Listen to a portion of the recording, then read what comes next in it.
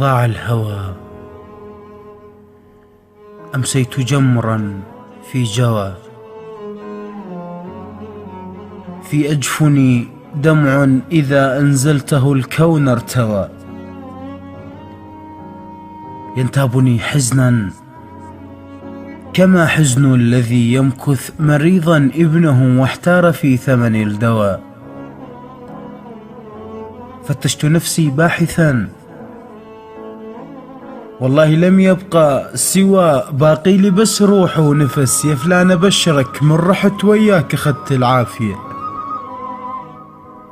والنار حرقتني ومشت بجفاك، ظليت انسحق مثل الجقار الطافية.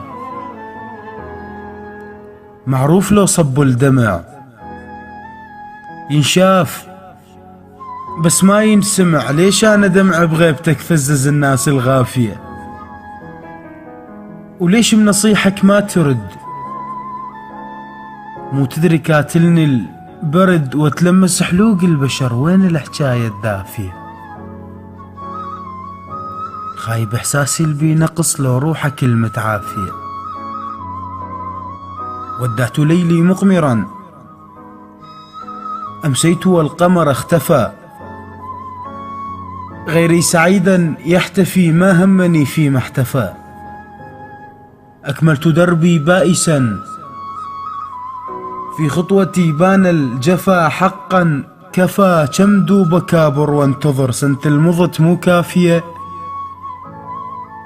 مهموم كل ساعة جرح وبريتي تمرجح تتن وافكار ما مش صافية. صديت وانا بلا عقل مجدوه ومسودن، مثل سمعت وليد خطف طلعت مفرعة وحافية.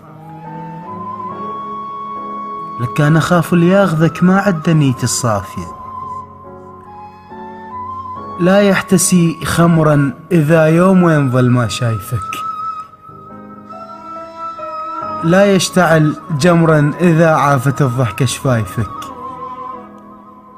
مو مثلي يكتب لك شعر بلسانه من يحكي الغزل، لا بيوزل لا قافية. وخليني اقول لك على الحصل،